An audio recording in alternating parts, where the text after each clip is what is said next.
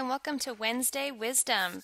I'm Megan Hoff from Gathering Light Photography, and today's bit of Wednesday Wisdom is the essential photography gear that you need for any wedding that you shoot.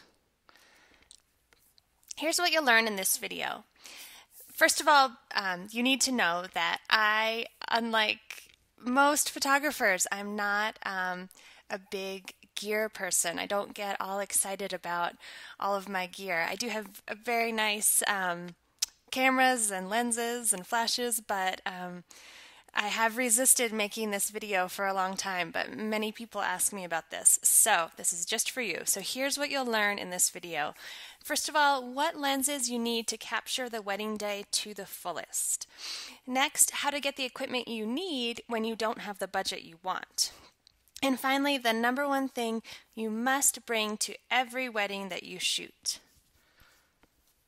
So first of all, lens essentials. When you're looking for the lenses that you want for a wedding, the most important things, and these are really the same, you want lenses that are fast and that can shoot at really wide apertures. And again, as I said, that's a very similar thing. If you have a lens that can be opened really wide, it's 2.8, 2.0, 1.8, 1.4, and wider, the wider aperture that you can use, the faster your shutter speed will be able to be. And this is really important when you're thinking about shooting a wedding. You're often in low light situations, whether it's at a church or a reception, and you really want to have that ability to capture any situation, any lighting situation, and the faster lenses that you have, the better you'll be able to do that. So, of course, your camera body itself is important, but today we're just talking about lenses. So you want to look for those lenses that give you options for a nice wide aperture. My lenses are all a 2.8 or wider. So here's what's in my bag besides my camera bodies and my flashes. These are the lenses that I use again and again at every wedding I shoot. Sometimes I may bring a little something extra, but this is what I bring to every wedding. I'm a Canon shooter. I have nothing against Nikon, but these are all Canon lenses that I use. The 70 to 200 2.8 with lens stabilization. This lens is so important for being able to shoot the ceremony and getting closer while people are dancing if you don't want to be right on top of them. It also it's just a beautiful lens. So most wedding photographers will tell you that this is a really important lens to have, and I absolutely agree. The next lens is a 24 to 70 millimeter, 2.8. This is the lens that I use a good 70% of the wedding day. It's wide enough to get really nice wide shots, but also the 70 can get you pretty close for portraits and things like that. And again, it's a fast enough lens at a 2.8, so you really get that nice